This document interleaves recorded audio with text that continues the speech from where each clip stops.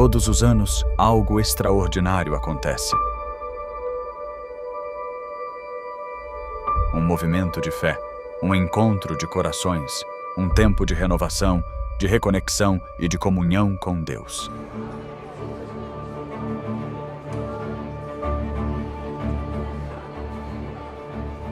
Essa é a Campal Terceiro Anjo.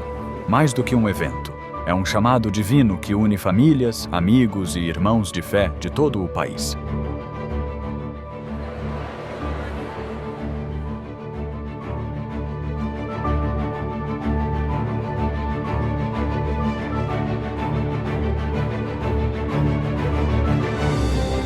Mensagens inspiradoras, adoração poderosa e encontros que transformam vidas.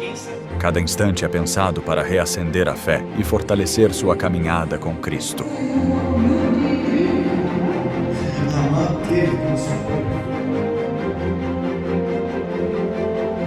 Dos mais experientes aos pequeninos, todos têm seu espaço. Programações específicas para crianças, jovens e adultos tocam corações de todas as idades.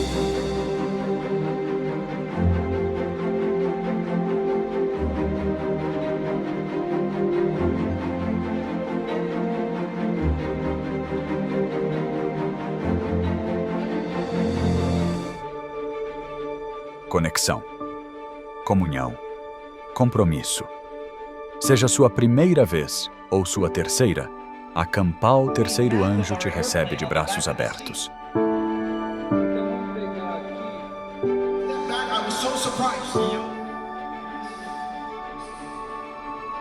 Isso não é só um congresso, é uma família, um vislumbre do céu.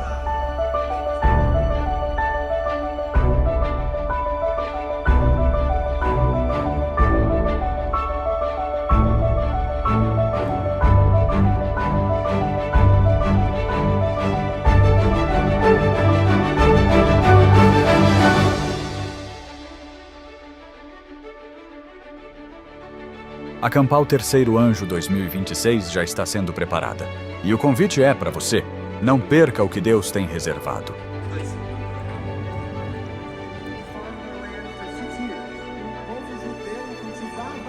A cada ano damos um passo a mais perto do propósito, mais perto uns dos outros, mais perto do céu.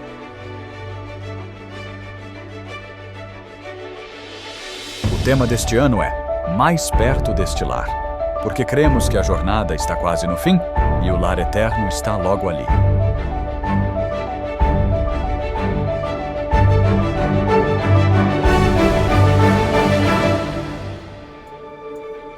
Campal Terceiro Anjo 2026. Mais perto deste lar. Esperamos você lá.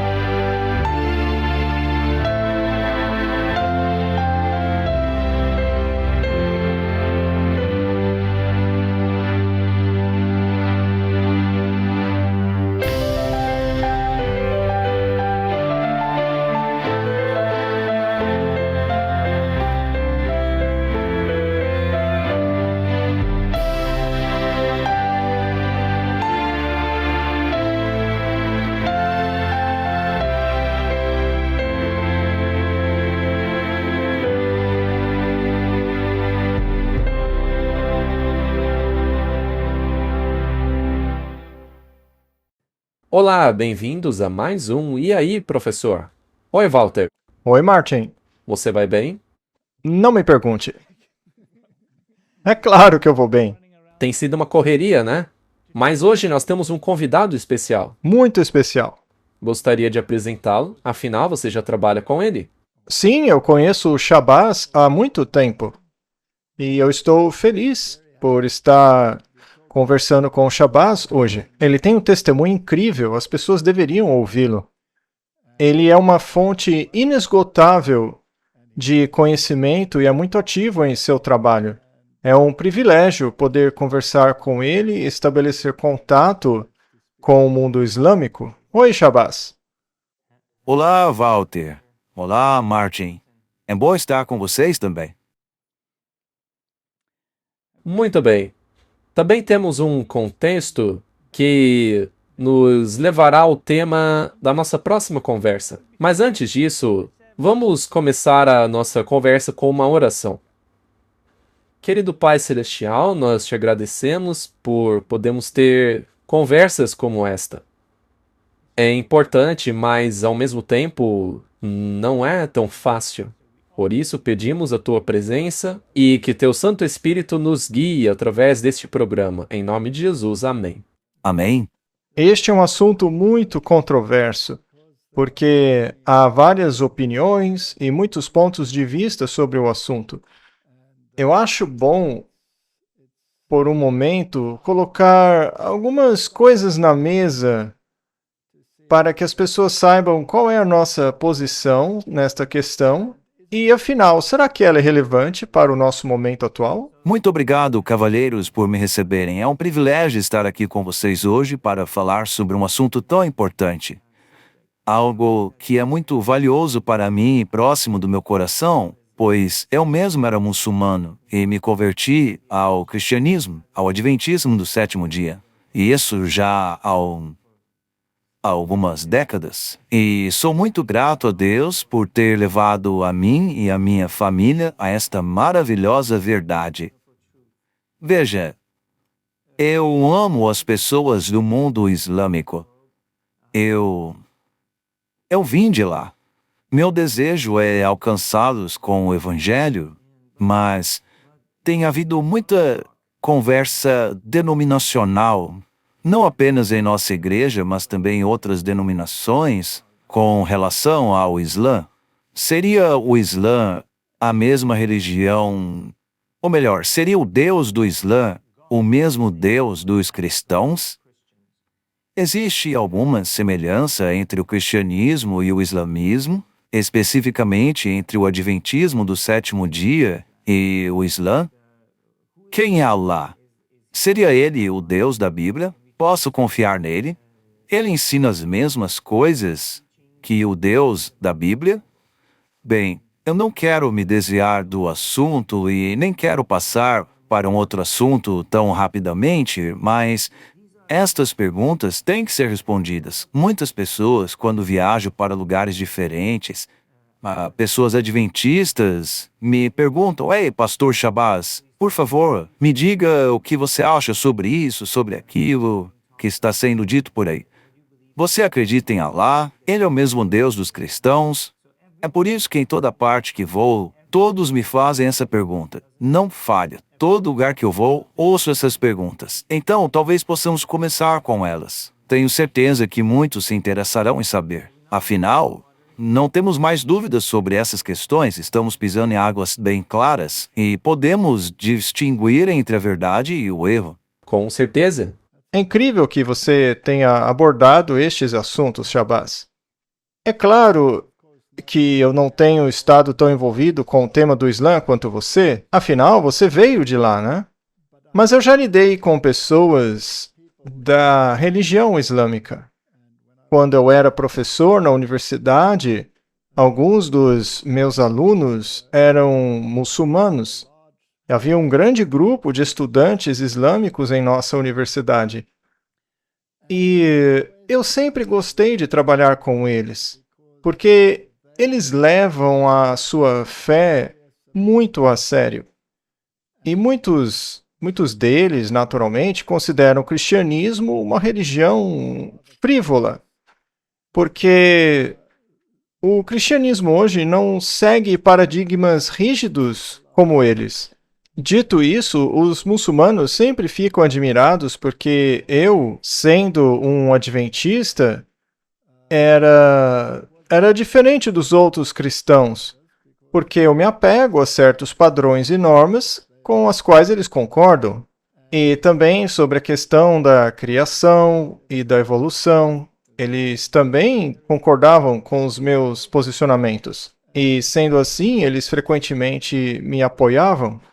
Eles sempre foram muito sinceros. Eu tenho vontade de entrar em contato com eles.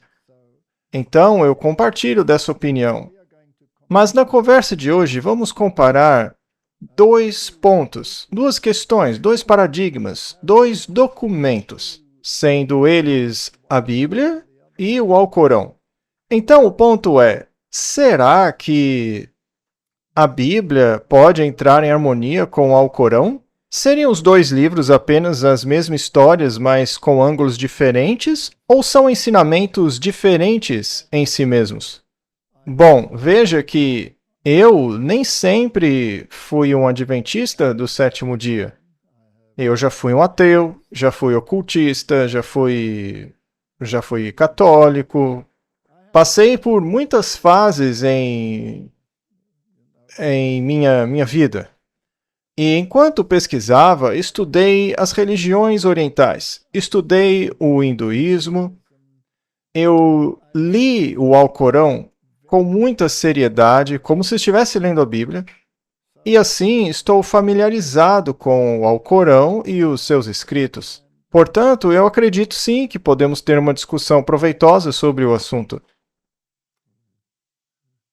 Sabe, o que me chama a atenção imediatamente é essa ideia de que, de alguma forma, porque Ismael, sendo filho de Abraão, por causa desse parentesco entre Ismael com os filhos do Oriente, especificamente falando sobre os árabes, que, de repente, o Islã se tornou uma religião que é basicamente divina. Pelo fato de haver esse parentesco, muitos consideram que as duas religiões são divinamente ordenadas. E que haveria um parentesco com o cristianismo. Correto? Então, por causa dessa ligação abraâmica, de repente surgem três grupos: os cristãos, judeus e muçulmanos. Essas três religiões são chamadas de religiões abraâmicas. E esta questão é muito importante.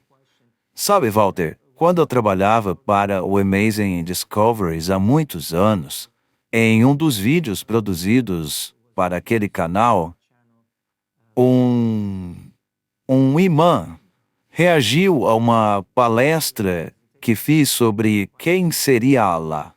E esse imã concordou com o que eu disse. Ele disse, na seção dos comentários daquele canal, né? Ele disse: eu concordo completamente com esse palestrante. O Deus do cristianismo e o Deus do islamismo são deuses diferentes. Obviamente, a intenção dele era desmerecer o Deus dos cristãos, mas não muda o fato de que essa diferença é real. Então, eu acredito firmemente que o Deus do Islã e o Deus do cristianismo são deuses diferentes. Eles não estão em harmonia. Não podemos conciliá-los. Eles não têm a mesma personalidade. É verdade. Então, para darmos o pontapé inicial, gostaríamos de comparar a Bíblia com o Alcorão, só para termos uma ideia básica. Em primeiro lugar, a Bíblia é um livro histórico. Contém muita história. E essa história foi corroborada pelas descobertas arqueológicas. A arqueologia é uma ciência muito jovem. Basicamente, ela começou por volta de 1844, quando foi possível traduzir algumas das escritas cuneiformes e assim decifrar os hieróglifos, etc. Assim, historicamente, a Bíblia respondeu com sucesso a muitos ataques feitos a ela. As escavações lá no Oriente Médio simplesmente corroboram a Bíblia. Por outro lado, o Alcorão não é um documento histórico, segundo a minha interpretação. parte da história é diferente, ou digamos, se comparada à Bíblia, um dos dois livros tem que estar fora de sincronia, para dizer o mínimo, né? A Bíblia também é um livro sobre salvação. A Bíblia também é um livro sobre profecias. Já o Alcorão é uma descrição de eventos. É uma descrição de Alá e da relação entre Alá e seu povo. Mas não é um livro profético no mesmo sentido em que a Bíblia é um livro profético, que tem profecias muito distintas, cronologias muito acertadas, profecias que previram surgimento de reinos, impérios, poderes que de fato surgiram ao longo da história e desempenharam papéis importantes na história da humanidade. E que finalmente, em seu fim, culminará com o estabelecimento do reino de Deus. Além disso, o Alcorão e a Bíblia diferem com relação à sua figura central. A figura central da Bíblia é o Messias. Ao lermos as profecias de Daniel, e há profecias muito precisas nesse livro, como as do capítulo 8 e 9, indicam exatamente o ano em que o Messias nasceria, qual seria a sua missão. E no Novo Testamento, vemos o cumprimento por parte de Cristo de cada uma dessas profecias. As profecias da Bíblia são extremamente precisas, com cronogramas exatos, eventos definidos. E também fala sobre a transição de Israel, do Israel literal para o Israel espiritual. Tudo nela gira em torno do Messias, que no Novo Testamento é identificado como Jesus Cristo. E o grande problema que o Islã tem com a Bíblia é que o Messias bíblico é um ser divino. Portanto, Jesus Cristo, a quem a Bíblia aponta como Messias, é um ser divino. E João deixa isso bem claro. No princípio era o Verbo, e o Verbo estava com Deus, e o Verbo era Deus. E ele é o Criador, aquele que deu origem a tudo com sua palavra. O Islã, por outro lado, o vê apenas como um profeta. E existem certos poderes que são retratados no livro de Daniel e em Apocalipse. Fala sobre um cristianismo distorcido que apresentaria ao mundo uma imagem falsa, o que Paulo chama de apostasia. Ele diz que um poder maligno se apresentaria como sendo um poder cristão. Os reformadores se referiram a esse poder maligno como anticristo, que por sua vez era o sistema papal, mas nenhum aspecto dessa história está no Alcorão. Nada dessa cronologia ou profecia está ali no Alcorão. Basicamente, o Alcorão menciona Jesus, também diz que sua mãe teve um papel muito importante. Na verdade, a mãe de Cristo é exaltada à posição mais elevada no paraíso, segundo o Alcorão. Então, há alguns paralelos e algumas questões em comum, mas Jesus é reconhecido no Alcorão apenas como profeta. Segundo o Alcorão, existe apenas um Deus, e este Deus é Alá. E, sendo assim, é um insulto elevar Jesus à posição de divindade.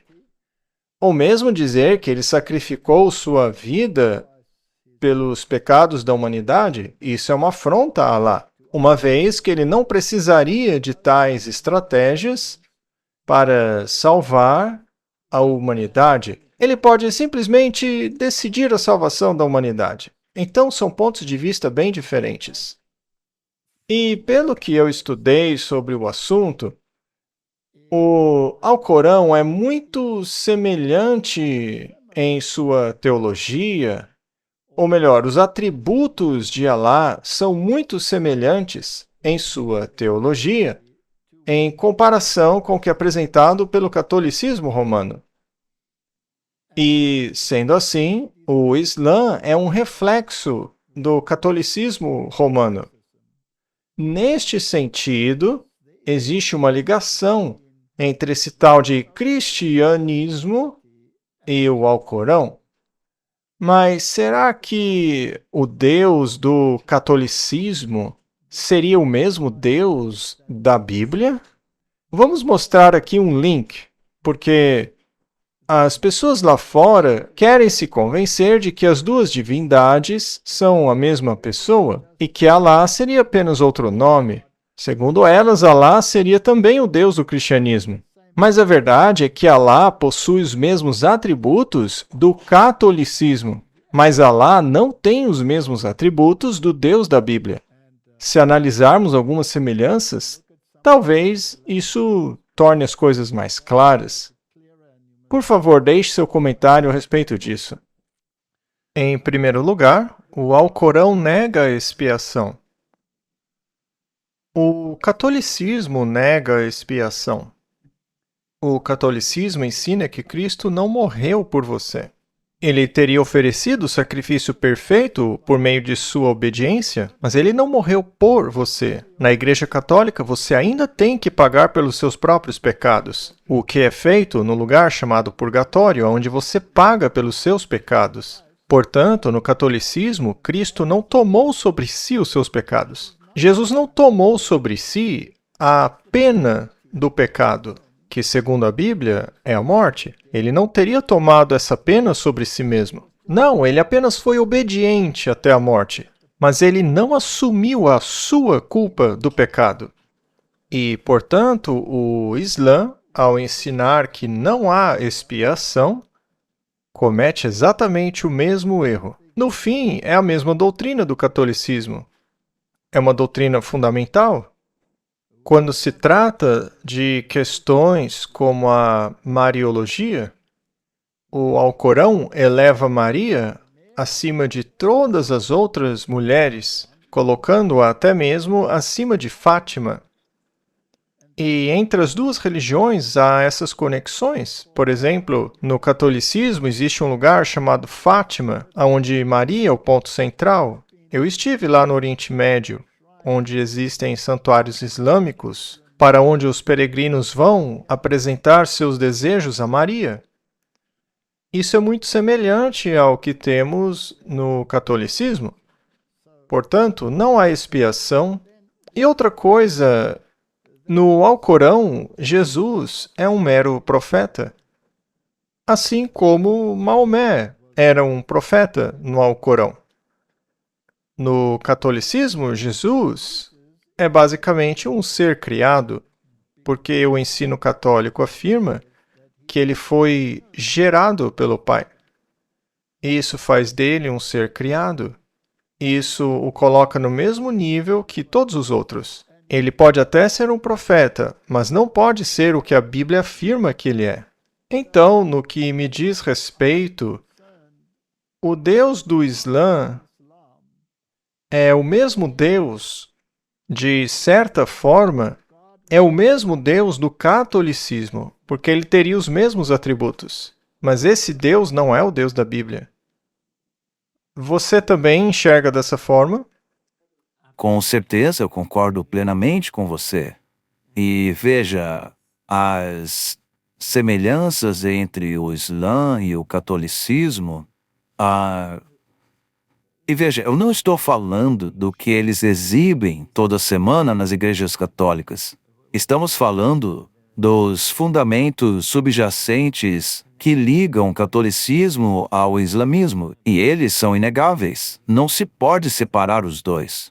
O Deus do Islã, ali no Alcorão, literalmente nega ter um filho. Ele até mesmo pergunta a Jesus, e veja, é interessante que sempre que Jesus é mencionado no Alcorão, o título que segue seu nome é Jesus, Filho de Maria. Filho de Maria é sempre enfatizado porque esse é o propósito do Islã. era não apenas ser uma barreira contra o progresso do cristianismo nos países do Oriente, mas o seu objetivo também era negar a filiação de Jesus ao Pai que está no céu. E é por isso que na Bíblia, Jesus é mencionado como Filho de Deus, no Novo Testamento, no Antigo Testamento, pelo menos em um versículo, mas no Alcorão ele é sempre o Filho de Maria. E você tem razão, nele Maria é exaltada. Ainda no mês passado, lá em Teherã, no Irã, em uma das estações do metrô, uma estação do metrô nova em folha, que acabou de ser inaugurada, essa estação de metrô foi dedicada a Maria. A imagem dela está lá na estação de metrô. Uma imagem grande e bem feita. É uma das estações de metrô mais bonitas que há por lá. E não muito longe da Torre Milad, em Teherã, há uma estátua muito grande de Maria, que foi consagrada. Então veja, esta é uma nação islâmica que não tem problema algum em erguer imagens de Maria. Chegaram até a dedicar estações de metrô e outras coisas para Maria, mas nunca a Jesus. Maria não é vista apenas como posso dizer, um respeito comum. Não, no Islã, a Mariologia está muito, muito viva. E é por isso que eu acredito que o Islã também está sendo usado como uma cortina de fumaça. E deixa eu dizer isso de forma rápida, mas eu acredito que o catolicismo está usando os eventos atuais com o islamismo como cortina de fumaça para desviar a atenção das pessoas do que a Igreja Católica está fazendo. Ela está plantando e construindo o seu próprio e enorme império e atraindo o mundo para o seu grande plano final. E eles têm sido muito bem-sucedidos de várias formas. Então, isso é muito interessante. Eu agradeço que você tenha dito isso, pois eu concordo plenamente. Existem também algumas questões centrais que são muito importantes que as pessoas compreendam. E uma das questões mais básicas e que exige um plano de salvação, antes de mais nada, é o fato de que o salário do pecado é a morte. No dia em que dela comerdes, diz a Bíblia, para Adão e Eva, neste dia morrerás. Em outras palavras, a morte viria como consequência. Agora, a doutrina da imortalidade da alma, mais uma vez, é católica romana. Ela foi transmitida para outras denominações cristãs também. A maioria delas, a grande maioria dessas denominações, acredita na imortalidade da alma. Dessa forma, negando a primeira afirmação da Bíblia de que somos seres mortais, porque a Bíblia diz que somente Deus é imortal e que a nossa vida está condicionada à obediência a Ele. Ora, mas se você é naturalmente um ser imortal, o que acontece àqueles que desobedecem a Deus? Eles vão para o inferno, onde sofrem o tormento eterno. Esta tem sido uma doutrina central do catolicismo. E se você for salvo, primeiro tem que ir para o purgatório para lá ser purificado, porque tem que arcar com a responsabilidade dos seus próprios pecados. E quando for para o céu, como será ele? Bem, normalmente se faz uma descrição utópica do céu, enquanto a Bíblia apresenta um quadro totalmente diferente. Sim, segundo a Bíblia, você vai para a presença de Deus, mas a Bíblia não diz que você vai lá para ser mimado e agraciado por muitas virgens que lá satisfarão as suas necessidades sexuais. Portanto, essa doutrina dessa utopia ou da condenação eterna no inferno é católica. E o Islã tem a mesma doutrina. Mas a doutrina islâmica sobre o inferno é extremamente descritiva no Alcorão. Por outro lado, na Bíblia, você tem que estudar os tipos, os símbolos, as referências cruzadas, para se ter uma ideia do que trata verdadeiramente o tema. Na Bíblia, o inferno é a sepultura, já o Gehenna é o fogo purificador que destruirá os ímpios para que desapareçam por completo. Mas no Islã, você vai ficar naquele inferno ardente para sempre, aonde a sua pele é queimada e você recebe uma nova todos os dias para que sinta o sofrimento e dor eternamente. Ora, isso nos lembra muito o inferno de Dante, não é? Certo, Martin? Eu queria te perguntar, agora que você mencionou isso. Tudo isso soa muito como mitologia. Por exemplo, a mitologia egípcia e outras demais religiões pagãs. E também da antiga filosofia grega e todas essas questões. Portanto, esta é uma visão totalmente semelhante à da que temos no catolicismo.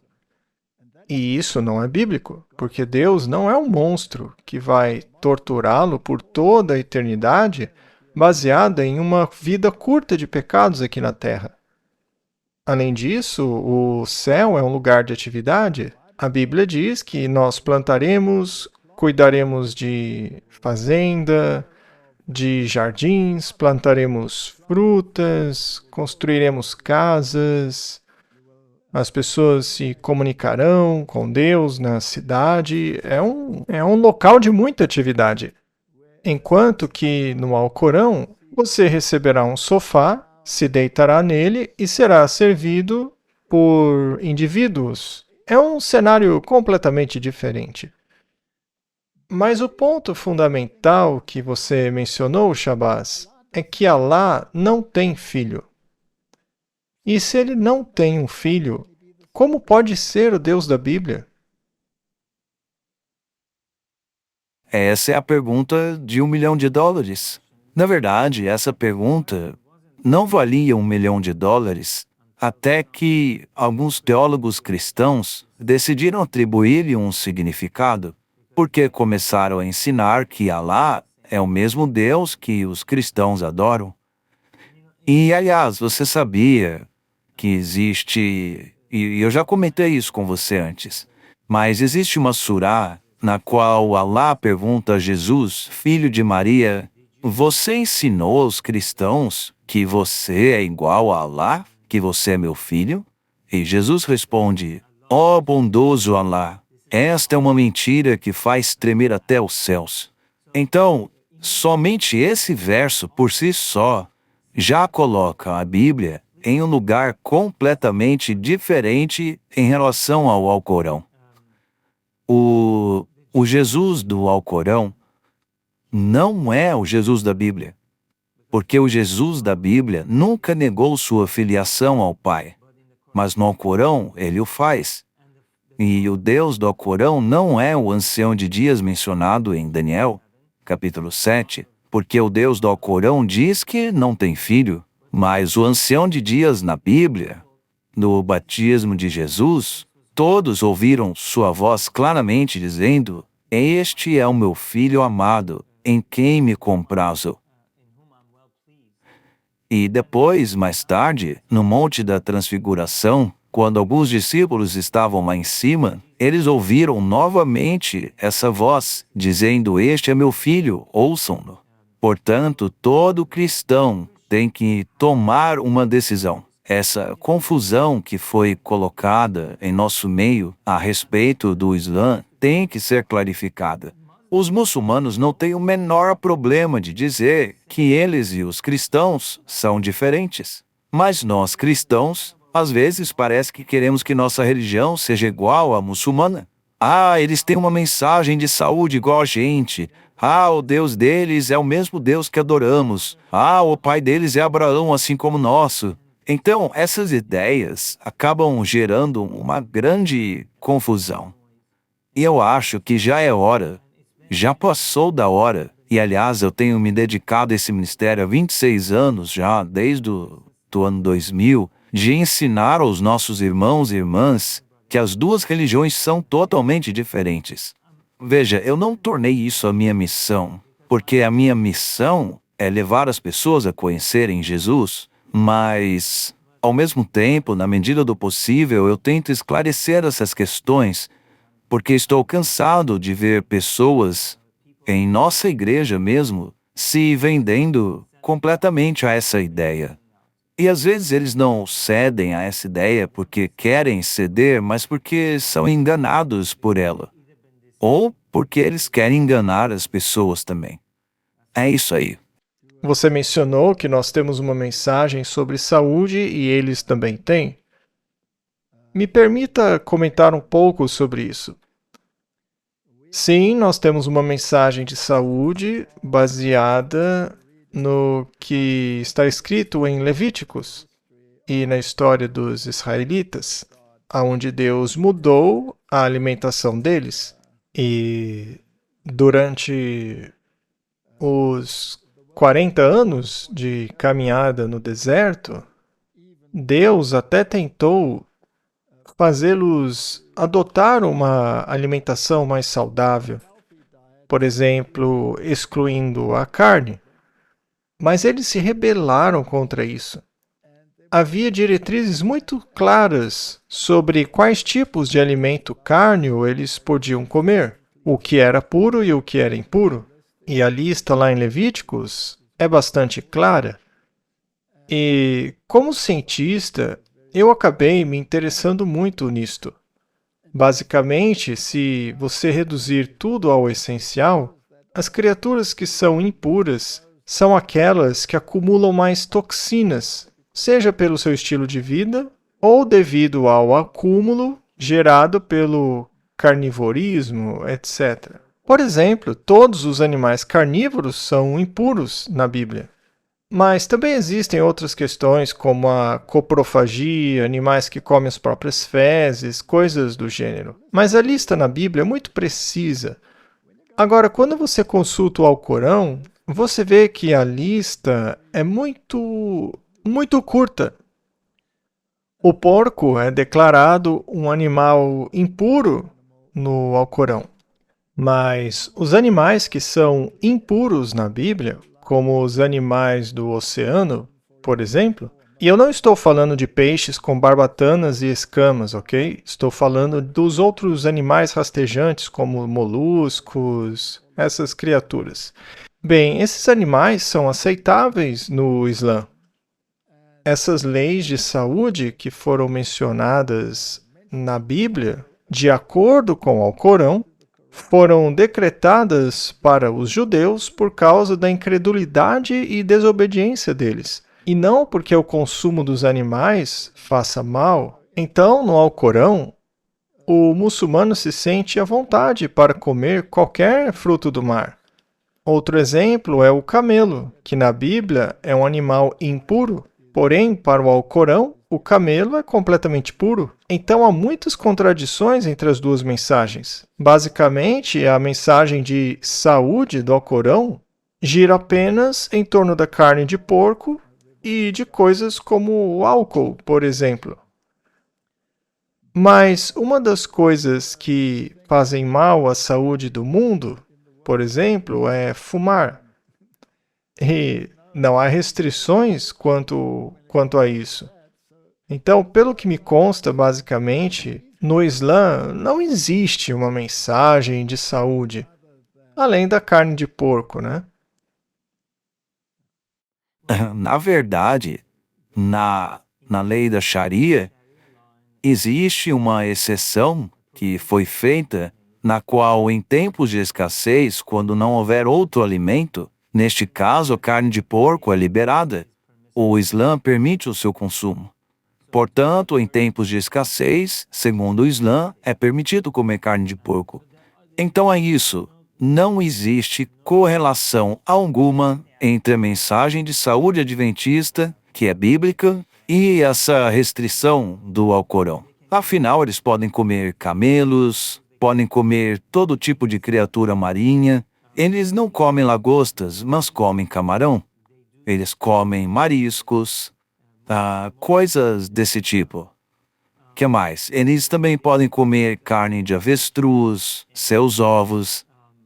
Eles podem comer qualquer tipo de ave. E você mencionou o fumo. O Alcorão não tem nenhum versículo bíblico que diga que o seu corpo seja o templo do Espírito Santo. Segundo a Bíblia, Deus destruirá aqueles que destroem o próprio corpo.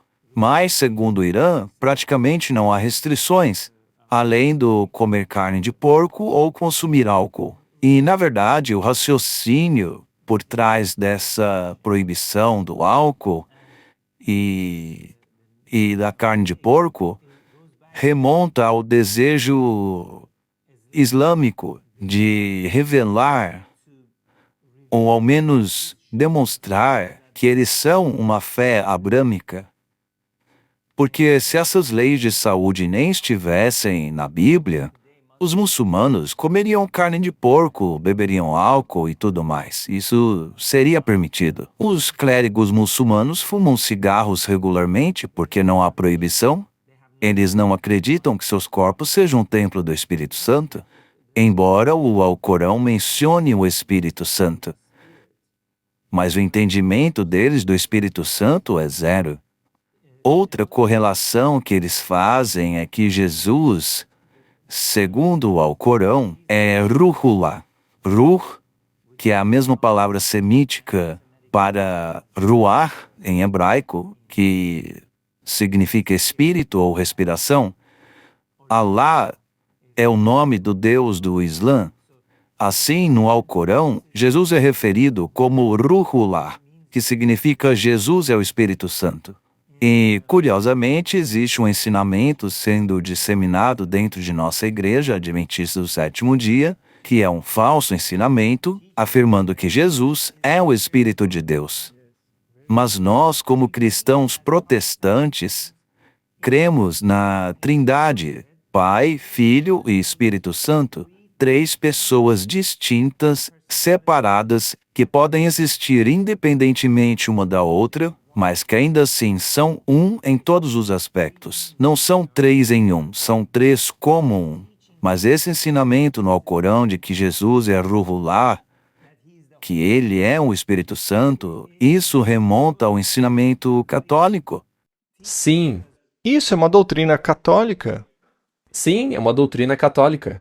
É católica porque no catolicismo ensina-se que Jesus é gerado pelo Pai e que o Pai e Jesus, uma vez sido gerado, juntos eles sopraram, expiraram o Espírito Santo à existência. Então, basicamente, para eles, o Espírito Santo é o Espírito de Cristo e o Espírito do Pai. E eles são basicamente uma única entidade no catolicismo com três aspectos.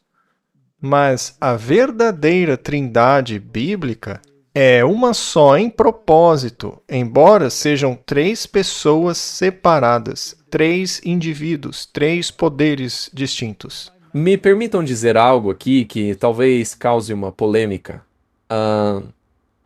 Os pioneiros da nossa igreja, muitos deles, com relação a este assunto, afirmavam ser antitrinitarianos. Mas, se você estudar a fundo, verá que eles eram contra o trinitarianismo católico. Exatamente. Eles não eram unitaristas. Eles não contrariavam o ensinamento bíblico do Deus triuno. Não. Mas essas pessoas que vão para este lado dizem que os adventistas têm a mesma visão da Trindade dos católicos, mas não fazem ideia do que ensina a Trindade católica.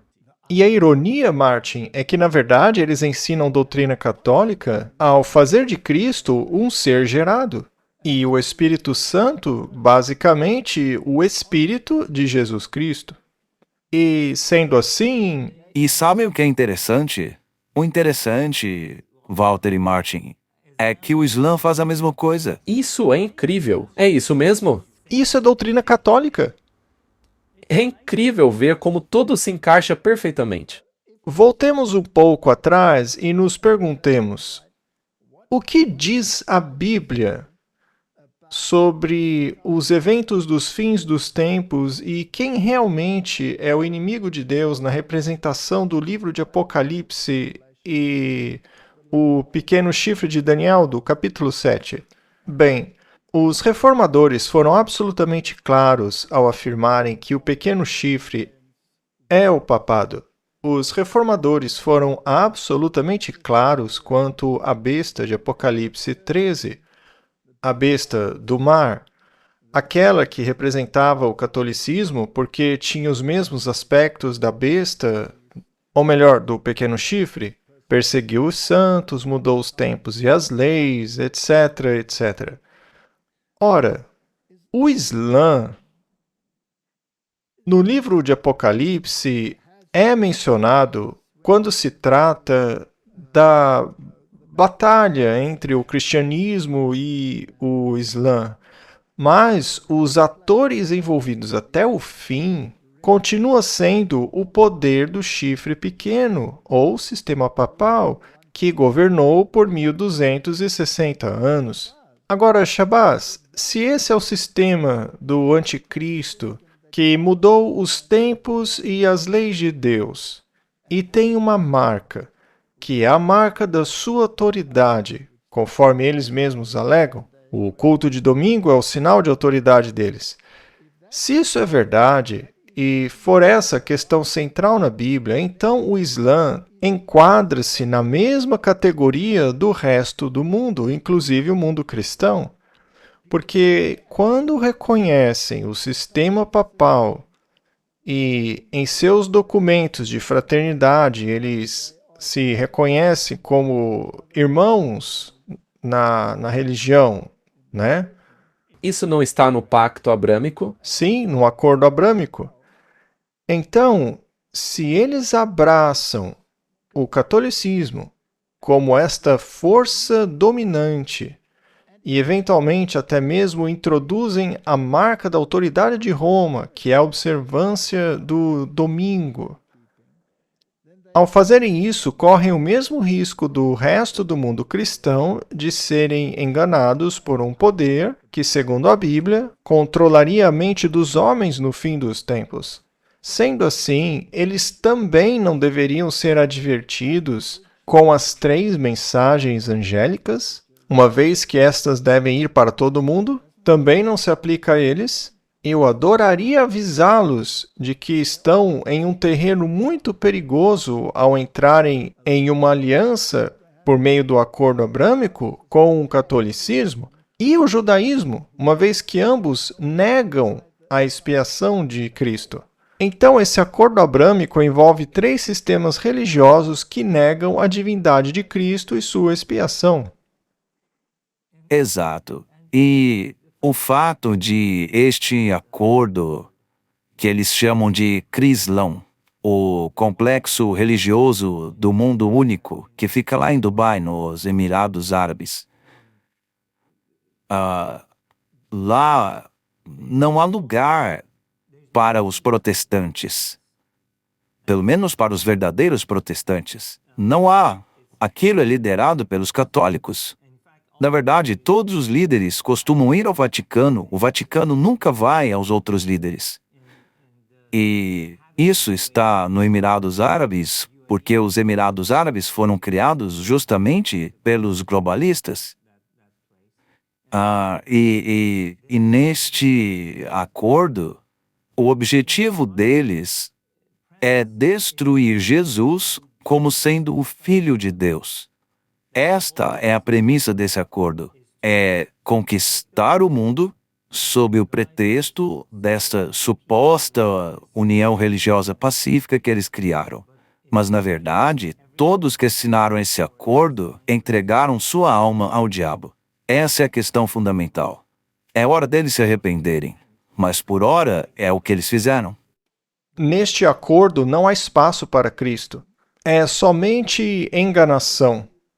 Eu me lembro de que em sua palestra Conexão Islâmica, você mostrou que tudo isso, na verdade, é um culto luciferiano. Tanto no catolicismo quanto no islamismo. Porque por trás das cenas a doutrina esotérica, então a maioria dos muçulmanos não sabe qual é o ensinamento real nos bastidores. Não conhecem o que realmente está por trás. Sim, a falsa religião no cristianismo, e eu estou falando do cristianismo papal, é baseado nas 3 mentiras da serpente no Jardim do Éden. Vocês não vão morrer, em outras palavras, a alma é imortal, vocês serão como deuses e são capazes de distinguir entre o bem e o mal, sem a lei de Deus para isso.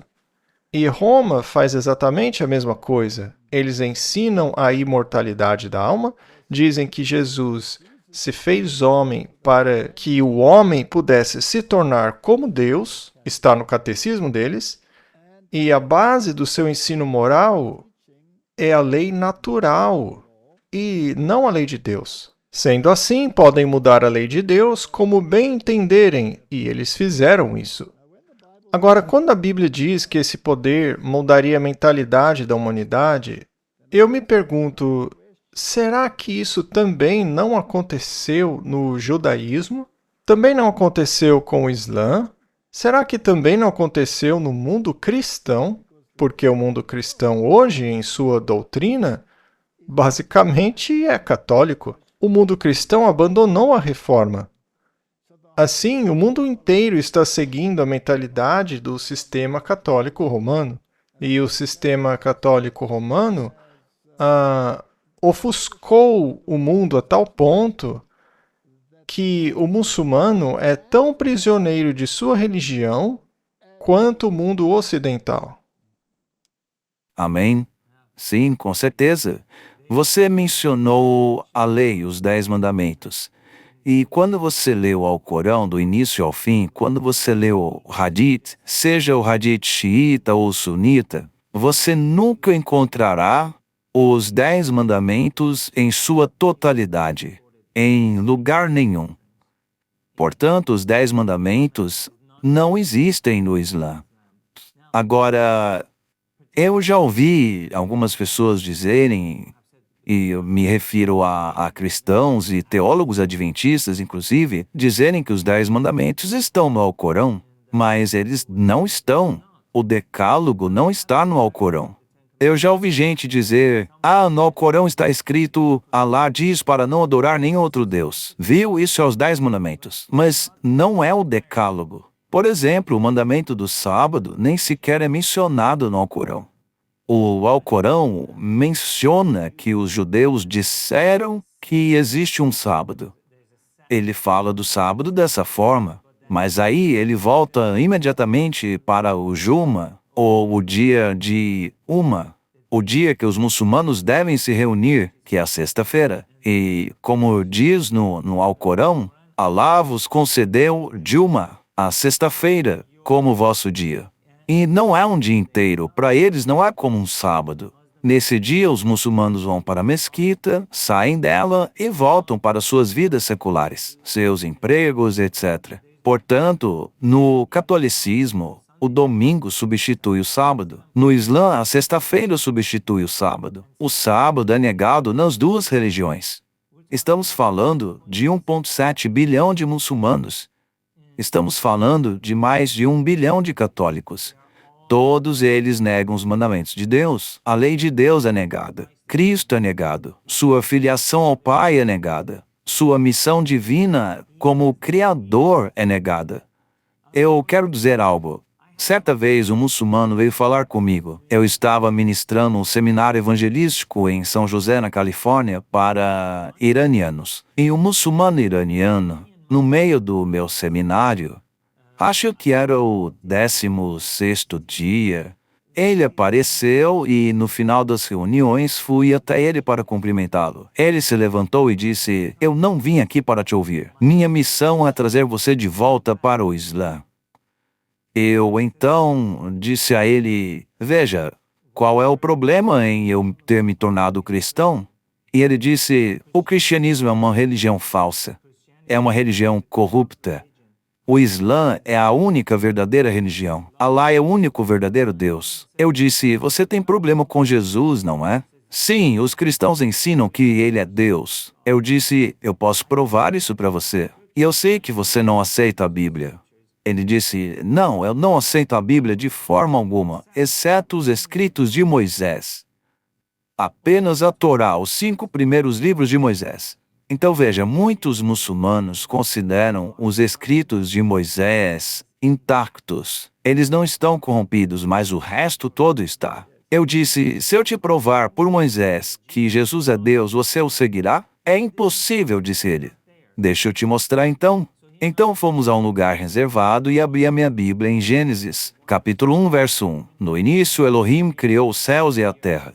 E expliquei a ele o que Elohim significa em hebraico. E ele disse, tá, e o que isso quer dizer? Aí eu fui para Gênesis capítulo 1, versos 26 e 27, onde diz, façamos o homem à nossa imagem. Façamos dele a nossa semelhança, a semelhança de Deus. Deus criou o homem, criou macho e fêmea. Então ele disse, quem é esse nós aqui? Eu não sei. E eu disse, veja, isso não tem nada a ver com o Alcorão. Porque no Alcorão, Alá se refere a si mesmo como nós. Mas ele não está se referindo à multiplicidade aqui. Ele está falando sobre a religião árabe.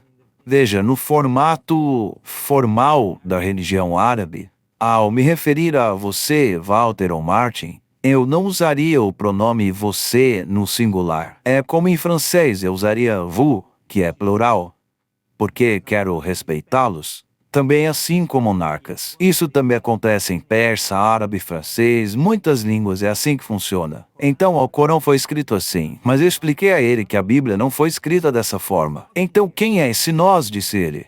Ao pensar, ele disse, bom, anjos não podem criar, então ele não está falando com anjos. Aí eu levei ele para Gênesis 11, onde é dito que Deus confundiu as línguas dos homens. Ele dividiu as línguas. Ele disse, vamos confundir as línguas. E ele ficou intrigado. E finalmente eu o levei para João no Novo Testamento. Primeiro eu ganhei a confiança dele a partir dos escritos de Moisés. Agora fomos para o Novo Testamento, capítulo 1, verso 1, que diz, no princípio era o Verbo, e o Verbo estava com Deus, e o Verbo era Deus, e tudo foi criado pelo Verbo. E o Verbo se fez carne. E no instante em que ele ouviu isso, ele começou a caminhar para trás até bater na parede. E disse, talvez eu deva me tornar um cristão?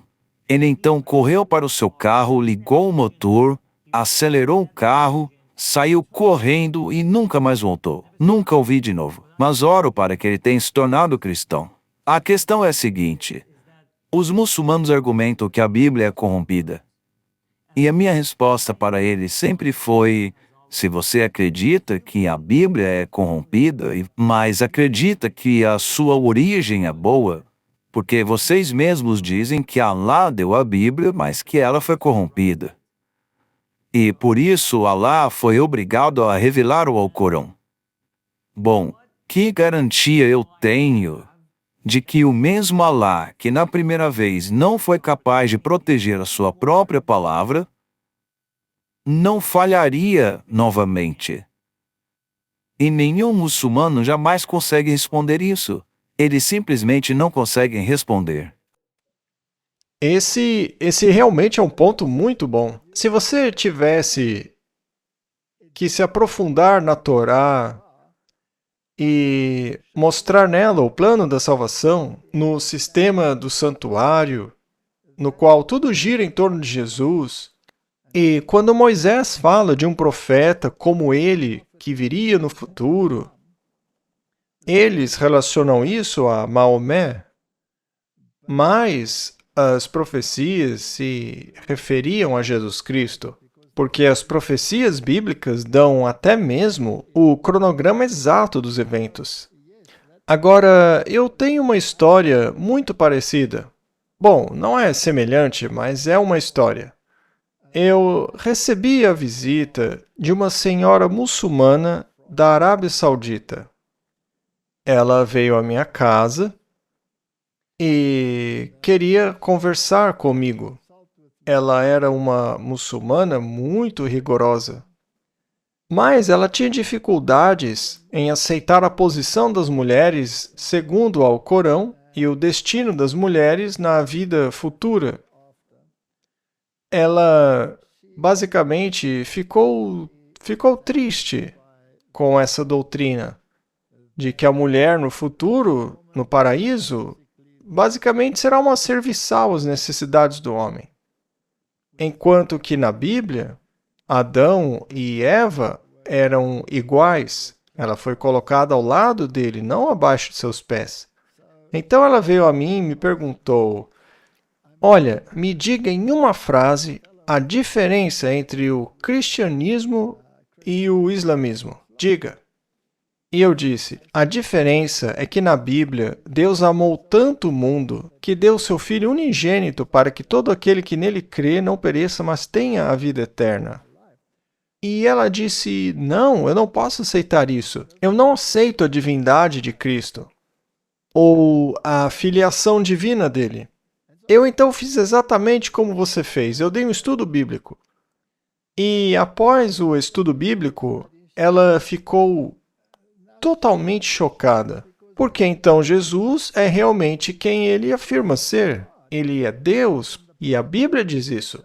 Eu então fiz algo parecido com o que você fez. E ela me disse: tá, mas qual é o caráter desse Deus? E o que ele diz sobre a posição da mulher na criação? Ora, o Alcorão é muito claro ao dizer que uma mulher não atinge o mesmo patamar que um homem. Por exemplo, se você estiver num processo judicial, deve haver 2 mulheres para cada homem. Também no caso de herança e todas essas questões, a mulher assume um papel muito secundário. E eu expliquei a ela a igualdade mútua, mas que existe uma hierarquia, mas baseada em amor, no respeito mútuo, em pé de igualdade. E ela desabou a chorar. Ela disse: eu quero esse Deus. Eu quero esse Deus. Eu disse a ela: tudo bem, você pode tê-lo, mas se eu voltar para o meu país e fizer isso, eles vão me matar. E eu disse: olha, eu entendo a sua situação, mas eu não sei o que dizer sobre isso a não ser que você guarde Jesus em seu coração. Então, ela se ajoelhou comigo e nós oramos.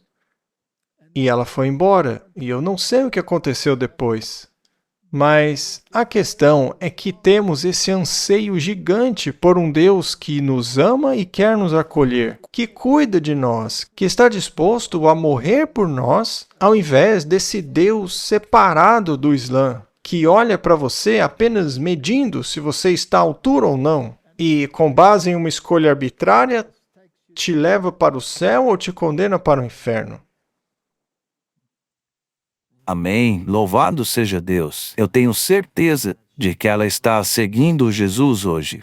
A semente foi plantada. É um belo testemunho. Meu coração simplesmente anseia por ver cada muçulmano se tornando um cristão e seguindo. E eu tenho boas notícias para compartilhar, especialmente sobre o país que represento. Eu sou do Irã. E no Irã, de acordo com o Gamon, que é uma instituição na Holanda que faz estatísticas e coleta dados, eles fizeram uma pesquisa sobre o Irã que levou 3 ou 4 anos para coletar os dados. Isso foi cerca de 3 anos atrás, talvez 4 anos. Mas eles concluíram que o Irã tem a igreja cristã que cresce mais rapidamente no mundo. A igreja no Irã está crescendo a uma taxa de quase 20% ao ano. E as estatísticas indicavam que 60% dos iranianos já haviam abandonado o Islã em seus corações. Eles não eram mais muçulmanos. E muitos se tornaram zoroastrianos. Muitos se tornaram ateus também. E muitos outros se converteram ao cristianismo. Em uma pesquisa feita 5 anos atrás, 40% dos iranianos ainda se consideram muçulmanos, mas desses 40%, apenas 2% praticam o Islã diariamente. Os outros 38% nem sequer vão à mesquita. Na verdade, no Irã, as mesquitas estão fechando a uma taxa inacreditável. Um comentarista de notícias disse isso em um desses meios populares de comunicação. Ele disse que o Irã é a primeira nação pós-islâmica que o mundo já viu. Os muçulmanos estão interessados no cristianismo, não apenas no Irã, mas no Egito, Arábia Saudita e em outros países. Pessoas estão se convertendo a Cristo, anjos estão visitando pessoas, muitos estão tendo visões e sonhos e enxergam a verdade e se convertem. E o nosso trabalho, o nosso ministério é alcançá-los, falar com eles, ajudá-los a entenderem, para que nessa transição para o cristianismo saibam para onde devem ir. Obviamente, Jesus é o apoio deles, antes de tudo, mas onde a igreja existe, eles podem recorrer à igreja. No Irã, temos muitas igrejas subterrâneas, muitas igrejas adventistas subterrâneas, onde todo sábado Cristo é adorado e os membros crescem espiritualmente. Esse ministério está crescendo a passos largos e Deus está agindo poderosamente. Veremos muitos muçulmanos se convertendo ao cristianismo em breve, mas eu queria destacar uma coisa, meus amigos, que está no livro de Gênesis, porque todo mundo fala sobre isso, sabe? Existe um autor famoso no mundo adventista que escreveu um livro chamado Islã, a Bênção Esquecida de Deus. A sua ideia é de que o Islã é uma bênção que foi esquecida, e ele está usando como exemplo as poucas vezes em que as forças muçulmanas atacaram a Europa, e por causa disso, o movimento da Reforma Protestante acabou sendo salvo. Lembre-se, os soldados, os militares católicos, os soldados católicos costumavam atacar os reformadores, mas aí houve um clamor de que os muçulmanos estavam atacando a fronteira sul, então eles saíam para ir defender as fronteiras. E segundo o próprio califa, em algumas ocasiões ele até admitiu: "Ei, Deus está me usando para salvar os protestantes." Mas a questão é que ele e outras pessoas usam esse argumento para provar que o Islã é uma bênção.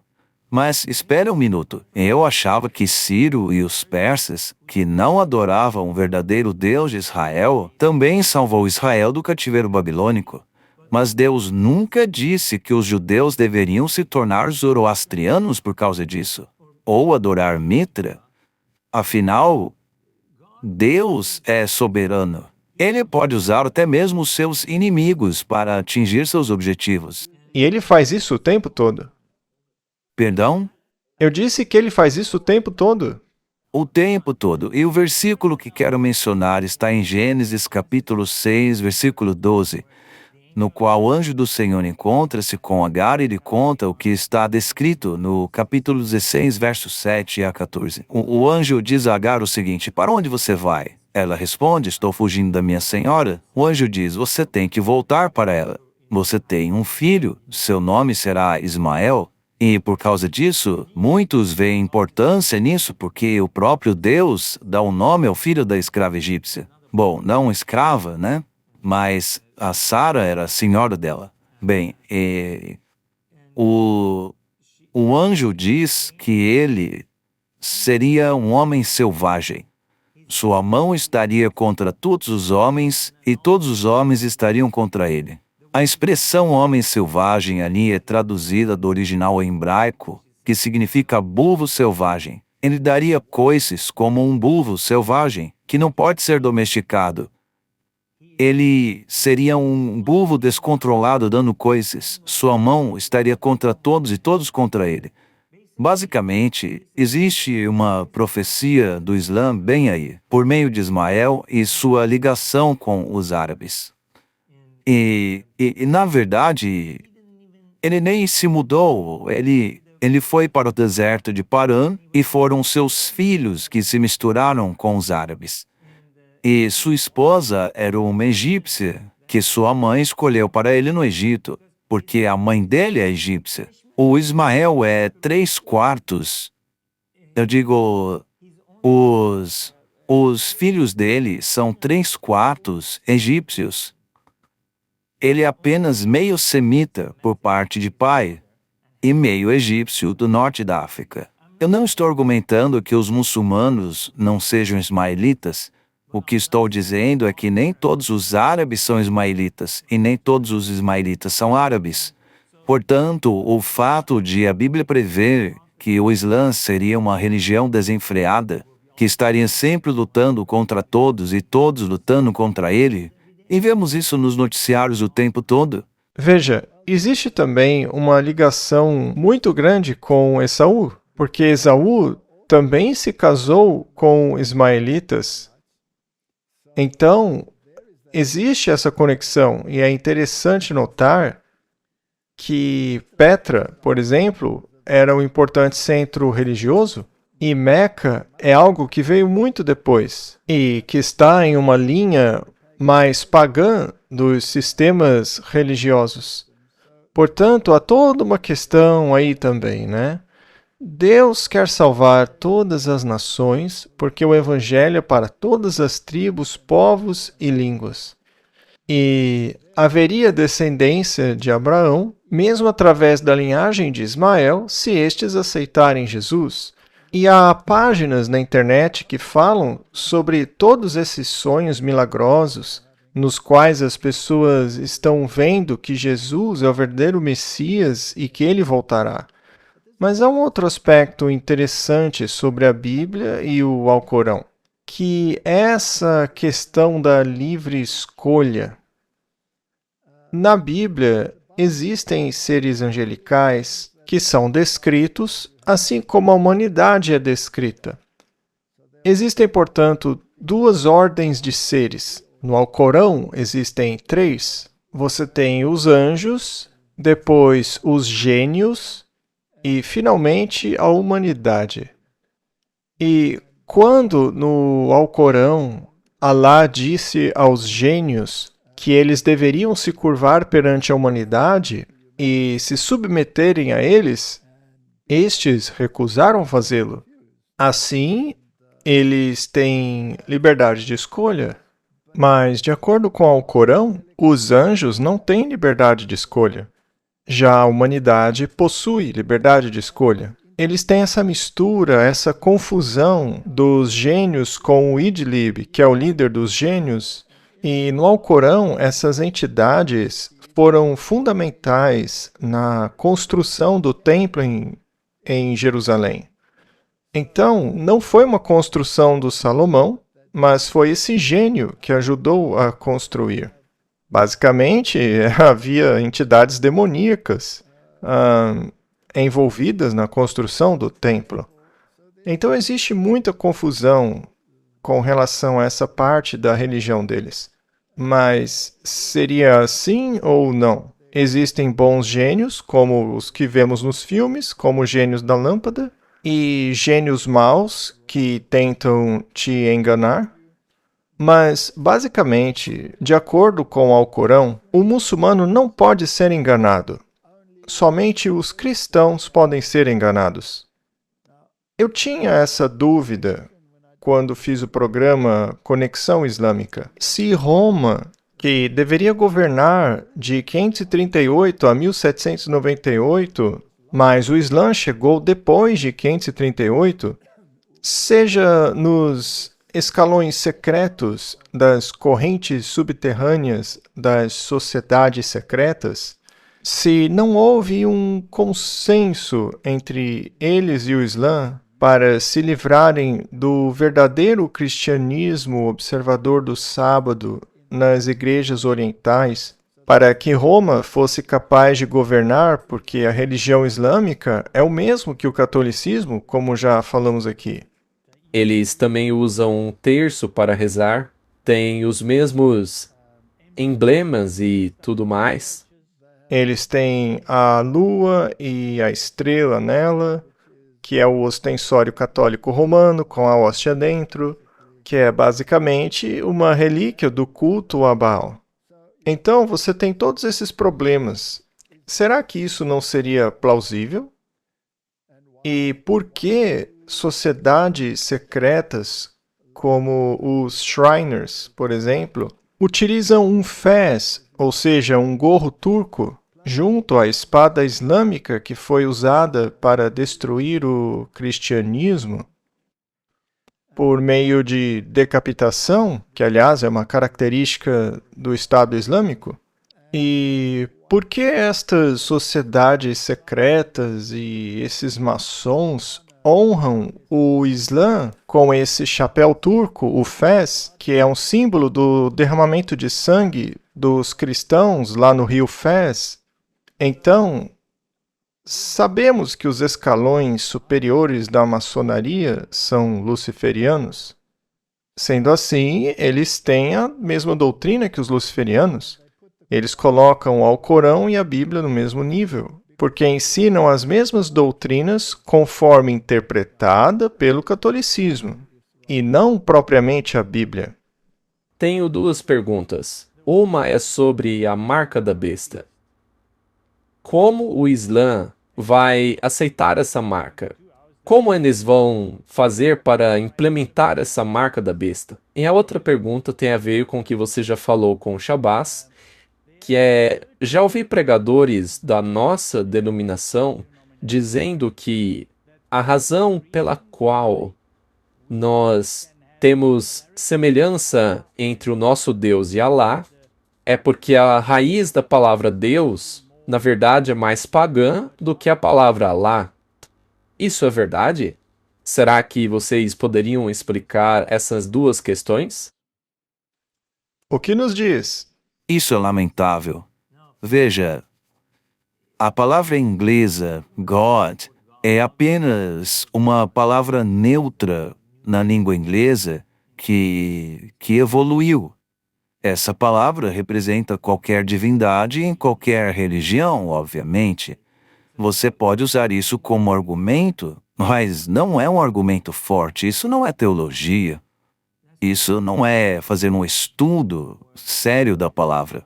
A palavra Allah, por sua vez, é anterior ao Islã. E o nome Allah tem um endereço, tem uma direção. Quando você diz Buda, todo mundo sabe de quem você está falando. Quando diz Allah, todos sabem de quem está falando.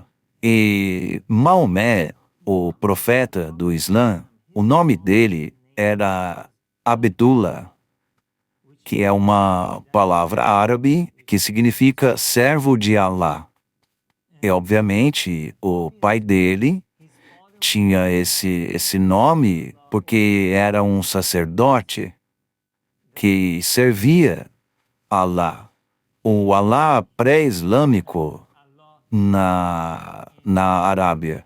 Isso significa que Allah já era adorado pelos árabes antes mesmo do Islã se tornar uma religião.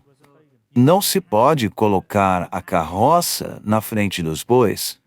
O pai de Maomé nasceu antes de Maomé, e ao nascer lhe deram o nome de Abdullah.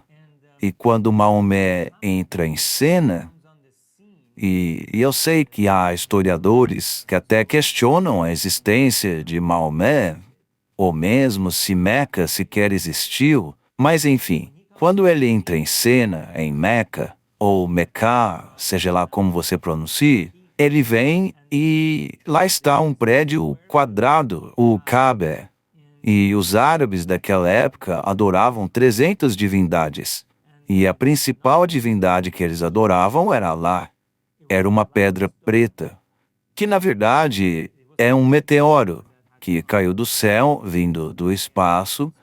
Eles encontraram esse meteoro, que é metálico e preto, e o colocaram em Cabé e disseram: esse é o Deus que desceu da lua, e o começaram a venerar. Então Maomé entra em cena e rejeita 299 deuses. Mas com o único que sobrou, ele disse: essa pedra não é Allah, ela é o olho de Allah. É por isso que em Kaaba, se você fizer a pesquisa, aquela pedra preta está envolvida em um olho dourado, no formato de um olho, e fica em Kaaba. E todo muçulmano fiel vai à peregrinação até ali e a circundam por 7 vezes, adorando aquela pedra. Portanto, Alá é anterior ao Islã. Algumas pessoas chegam a argumentar que Elohim é uma forma de Alá. É claro que não é. Isso é um verdadeiro absurdo. Tem muita gente que está desesperada para unir esse mundo dividido em uma bagunça ecumênica, achando que estamos dispostos a simplesmente negar todas as diferenças em nome da unidade. Mas não pode haver unidade enquanto a verdade está sendo comprometida. E esse é o grande problema que enfrentamos em nossa igreja também hoje em dia. Eu não estou condenando a igreja adventista. Eu amo essa igreja. Todos nós servimos a igreja de Deus e continuaremos a servi-la. Mas dito isso, dentro dela há alguns que criam problemas e temos que denunciar essas ideias erradas. Eu penso exatamente a mesma coisa. Eu já vi altos funcionários dentro de nossa igreja que vieram até mim dizendo que o muçulmano não precisa sair do Islã, porque a diferença entre as duas religiões é apenas cultural. Ele pode continuar indo à mesquita e fazendo seu culto. Mas veja, eu era católico e tive que sair dessa religião. Eu não posso fazer parte do catolicismo romano, que é a besta do Apocalipse, e tem o dragão que lhe concedeu poder e trono de grande autoridade. Eu não posso permanecer em um sistema desses, eu devo me separar, e é a mesma coisa com o Islã. Você mencionou os olhos. Os olhos são muito importantes. Vamos de volta ao catolicismo. Qual a importância do olho que tudo vê no catolicismo? Ele tem uma enorme importância. Você o vê lá em muitas e muitas vezes. É claro, ele foi aperfeiçoado no jesuitismo. Em cada conclave jesuíta existe o olho que tudo vê. E porque, curiosamente, esse mesmo símbolo também existe na maçonaria, que, por sua vez, é basicamente adoração a Lúcifer.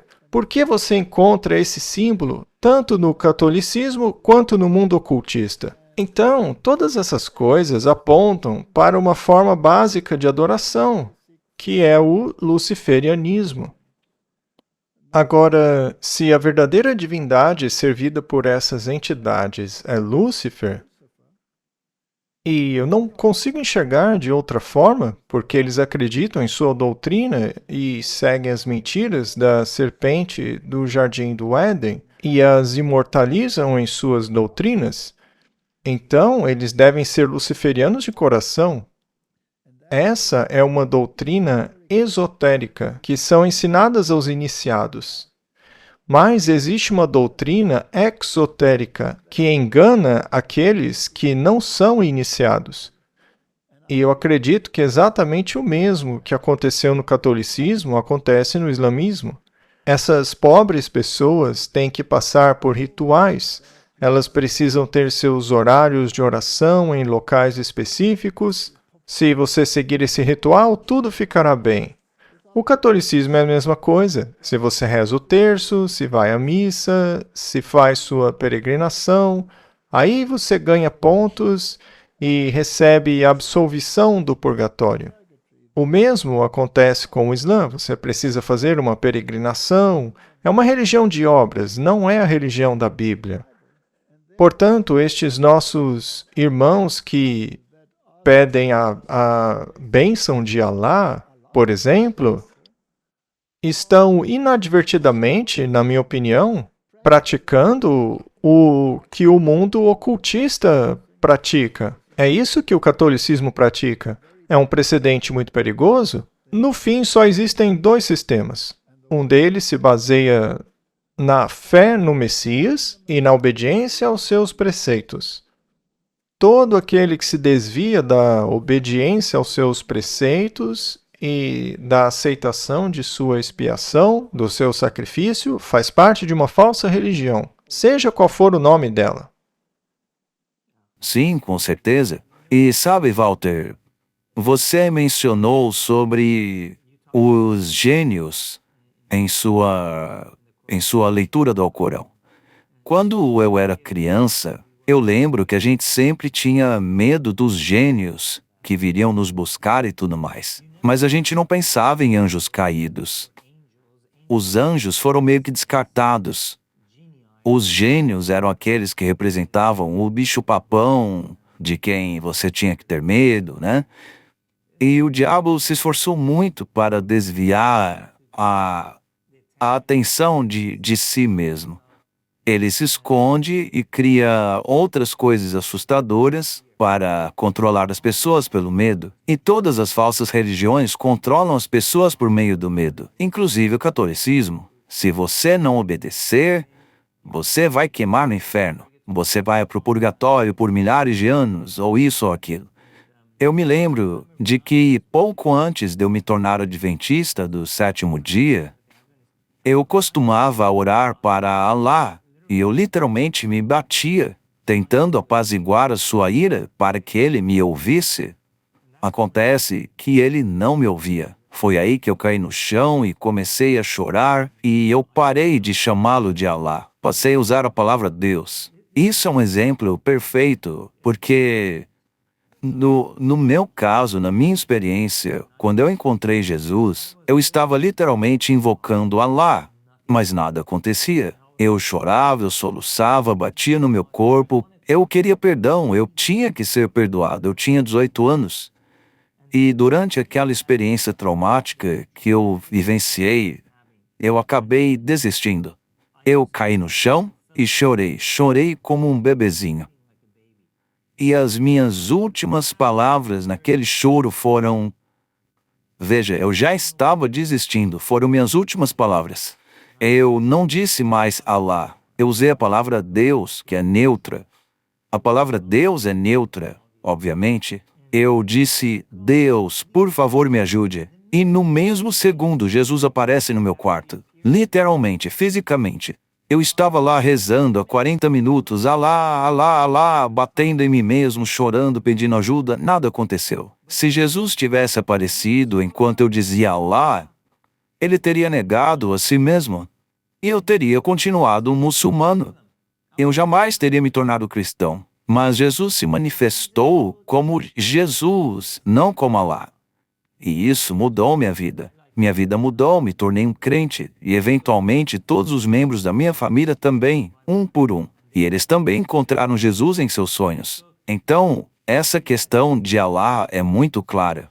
Até mesmo um imã muçulmano concordou comigo, apesar dele enxergar isso como a favor da teoria dele.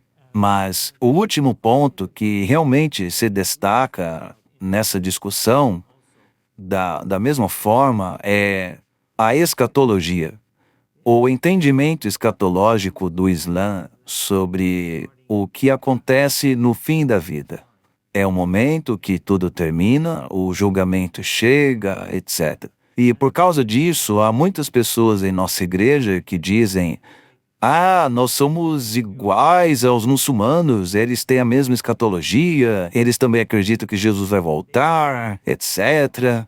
Mas a questão é, realmente a mesma coisa? A nossa escatologia e a deles são a mesma escatologia? Eles estão ensinando a mesma coisa? Será que os muçulmanos têm uma teologia na qual possamos nos basear? Será que eles têm uma compreensão teológica sólida, linha por linha, um pouco aqui, um pouco ali?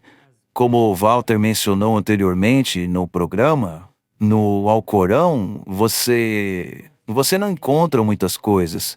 Na verdade, o Alcorão foi escrito de uma forma muito confusa. Não há linha de raciocínio. As ideias lá são todas desorganizadas.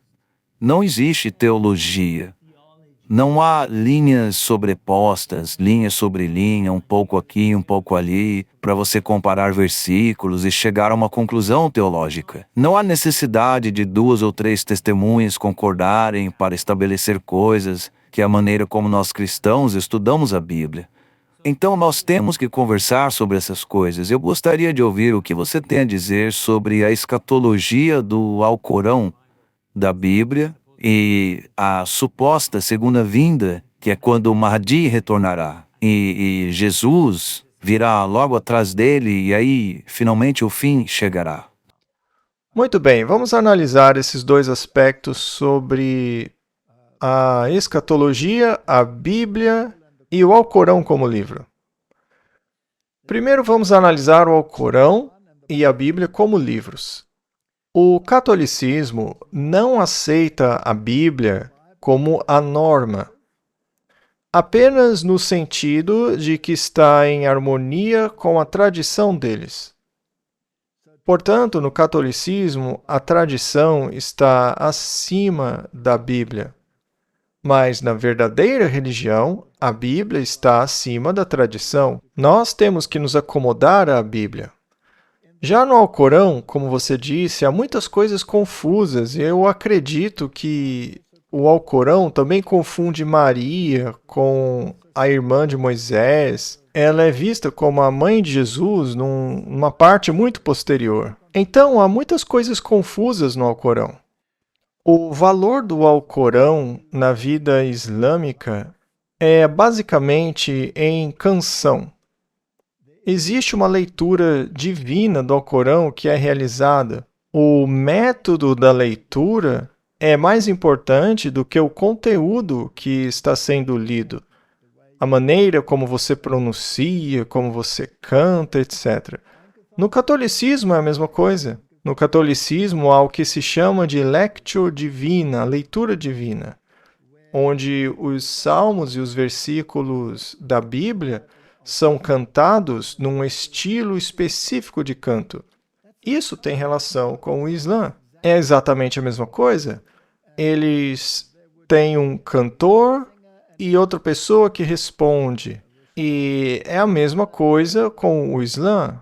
Portanto, é exatamente igualzinho ao catolicismo. O catolicismo é uma religião pagã, não é cristianismo. Então, esse é o ponto principal. Quando se trata de escatologia, muitos no Islã anseiam pela vinda de Jesus, porque no Alcorão, Jesus irá punir qualquer pessoa que o tenha deificado.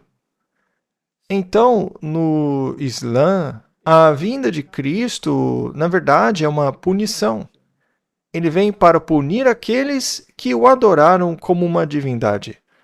Enquanto na Bíblia, ele vem para reunir aqueles que o adoraram como divindade. Então, é o oposto. Então, a escatologia do Alcorão é a destruição do cristianismo e a sobrevivência do islamismo. Enquanto que na Bíblia, são todos aqueles que entram em harmonia com Deus e seguem os seus mandamentos e aceitam o sacrifício expiatório de Jesus Cristo, que serão acolhidos no reino de Deus. É uma mensagem universal de salvação e não de destruição de um em favor do outro. Muito bom. Louvado seja Deus. Está corretíssimo. Muito bom. Esse sim é o propósito do Islã. É eliminar a divindade de Cristo. 5 vezes ao dia, quando o chamado para oração é feito nas minaretes de todas as igrejas, as mesquitas ao redor do mundo, e com os xiitas é 3 vezes ao dia, parte desse chamado à oração é a reprovação de qualquer pessoa que afirme ser igual a Allah. Allah não tem ninguém igual a ele. Eles proclamam isso 5 vezes ao dia nos minaretes. Então veja que o propósito total da existência do Islã é negar a divindade de Cristo. Esse é o propósito fundamental do islamismo. E também criar uma barreira contra o crescimento do cristianismo protestante no Oriente. Ele transformou-se num muro. Outra coisa interessante sobre a escatologia do Islã é o ensino de que, quando o Mahdi vier, Cristo virá logo após ele. E então o propósito fundamental de Cristo é cumprir tudo o que o Mahdi disser. E o mais importante do que ele disse é destruir os que o desafiaram. E ele também matará 70 mil judeus. 70 mil judeus. E ele também matará todos os porcos da terra. Todo animal quadrúpede que chamamos de porco será morto. Todos os porcos, javalis, todos eles. E quando Jesus matar os porcos, o trabalho dele estará concluído. Essa é a missão de Jesus, matar porcos e judeus. E aí ele vai se casar, ter filhos e morrer depois de 40 anos. Mas o Mahdi vai viver para sempre. E eu pergunto àqueles de nossa própria igreja que ensinam que a nossa escatologia é semelhante a deles, vocês veem mesmo semelhança nas duas coisas? Como é possível comparar as duas coisas? E no mundo esotérico, e em algumas denominações que se autodenominam cristãos, e não são, obviamente, existem esses dois filhos de Deus. Um deles é Jesus, o outro é Lúcifer. E eles acreditam que Lúcifer era o mais velho, o verdadeiro filho de Deus. Jesus é o usurpador. E Lúcifer retomará o seu trono. Bom, existem até denominações que se dizem cristãs que creem nisso, mas não vamos entrar em detalhes. Mas a questão é que o mundo esotérico crê nisso, e, portanto, eles adoram Lúcifer como o vencedor final. E como você acabou de explicar, este Imam Mahdi que virá, e Jesus logo após ele, ora, isso não é uma representação da mesma coisa, onde Lúcifer é o verdadeiro filho de Deus, segundo eles, é claro, aquele que vive para sempre, e já o outro é denegrido perante a humanidade e morrerá e desaparecerá do palco da história. Bom, todas essas religiões existentes negam o verdadeiro Cristo. Eles o rebaixam? E a mais enganosa é o catolicismo. E é isso que o torna o filho da perdição, o negador, o traidor de Jesus Cristo. Essa expressão, filho da perdição, é usada apenas para Judas e para o homem do pecado.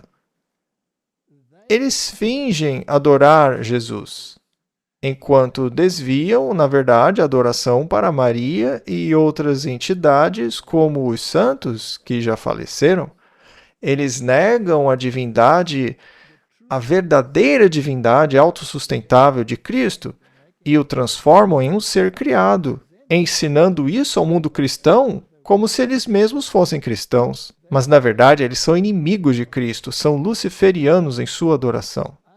Eu conheci um homem que cresceu em uma família de imãs.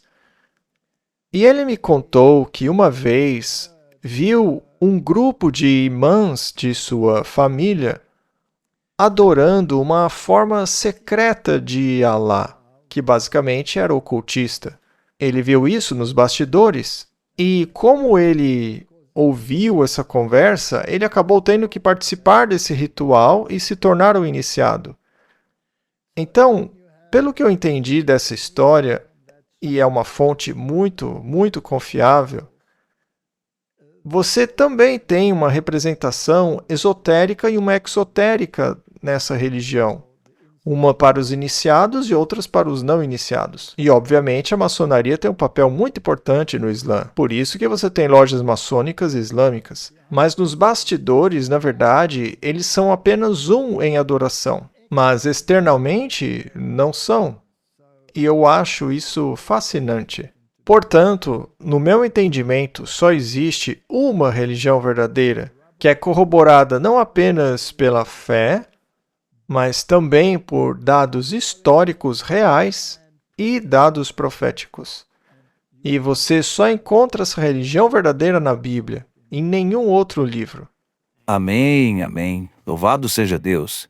Eu me sinto tão abençoado por passar esse tempo com vocês, meus amigos. Foi muito incrível mesmo, maravilhoso. Eu queria dizer que em nossa missão de alcançar pessoas, sejam elas católicos, muçulmanos, protestantes, budistas, hindus, quaisquer que sejam, essa verdade vai prevalecer. A verdade sempre prevalece. O erro não tem lugar. Ele não pode substituir a presença da verdade. Alguns acham até que o erro vai vencer. Muitos me perguntam, como você prega para um muçulmano? E eu respondo, leia a Bíblia. Deus prometeu que se você lançar o seu pão ele voltará para você. Jesus disse que a palavra de Deus não volta vazia.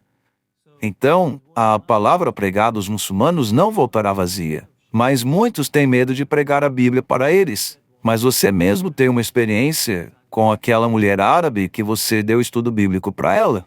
Então é isso. Não há nada mais a fazer. É pregar a Bíblia para eles. Este é o verdadeiro fundamento da nossa fé. É a palavra viva de Deus. Ela tem poder. Toda vez que abro a Bíblia, ouço ruídos, não psicológicos, mas espirituais. Ouço os ruídos das feras. Eu vejo as nações, eu vejo o futuro, o passado, vejo a história, vejo a verdade de Deus, vejo a cruz de Jesus, vejo a agonia do Filho de Deus, vejo a sua vitória sobre o pecado, sobre a morte, e vejo que eu posso ter a vida em abundância por meio de Jesus Cristo. E quando compartilho essa palavra com alguém, seja um muçulmano ou não, ela não volta vazia. Haverá um tipo de resposta. Eles podem até negá-la, mas isso já é uma resposta. Mas ela cumprirá aquilo que Deus lhe ordenou. Esta palavra se realizará. Não tenhamos vergonha da palavra de Deus, não vamos escondê-la, vamos compartilhá-la, seja com muçulmanos ou não. Não se preocupe se eles acreditam ou não que a Bíblia é corrupta. Não se importe com isso, apenas leia. Porque a Bíblia é contagiosa. Quando você crê nela e com toda a sua força, ninguém pode te negar.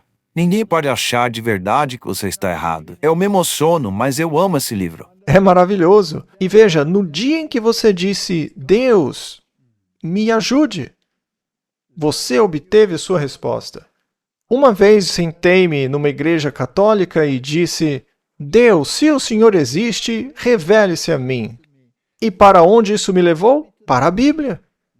Eu saí daquele sistema corrupto da mesma forma que o muçulmano deve sair desse sistema, porque ele foi enganado e ele tem que aceitar a verdade como ela está nas Escrituras. Esse sistema está ligado à Babilônia. E a mensagem do segundo anjo é: sai dela. Sai dela. E isso... Veja, eu só quero trazê-los de volta para um ponto específico. Porque a mensagem do terceiro anjo é: não aceitem a marca da besta. Por que um muçulmano... como isso afetará? Na verdade, o muçulmano não tem um dia de descanso. Foi o que o Shabazz disse. Para eles, a sexta-feira é apenas uma oração na hora do almoço. Não é um dia de descanso. E a humanidade precisa de um dia de descanso. E o mundo muçulmano, em união com o Ocidente, já aceitou o domingo como o dia de descanso, também em termos de comércio e setor bancário. Sendo assim, não há razão nenhuma para ele não aceitar a marca da besta do catolicismo. E eles já entraram em união com o catolicismo por meio do acordo abrâmico, que é coordenado pela Igreja Católica. E você pode ir ver os prédios que eles ergueram em comemoração ao acordo abrâmico. Eles não são baseados no protestantismo cristão, mas sim no catolicismo. Toda a arquitetura, tudo está associado a ele. É tudo baseado no catolicismo, não é bíblico. Obrigado, Walter. Foi bom você dizer isso porque eu ouço essa pergunta o tempo todo. Muitos acham que esse negócio da sexta-feira vai impedir os muçulmanos de aceitarem a marca da besta, o domingo, mas não vai.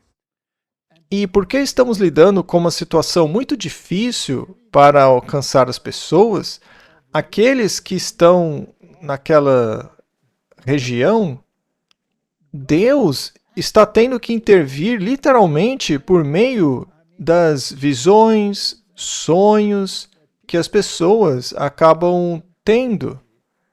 Isso não seria também o cumprimento da profecia de Joel? Que os jovens, os homens e as mulheres teriam sonhos, que Deus os guiaria? Porque o negócio de Deus é salvar almas. Não é condenar almas. Ele não veio para condenar, veio para salvar. E ele é um Deus de amor, é um Deus de igualdade.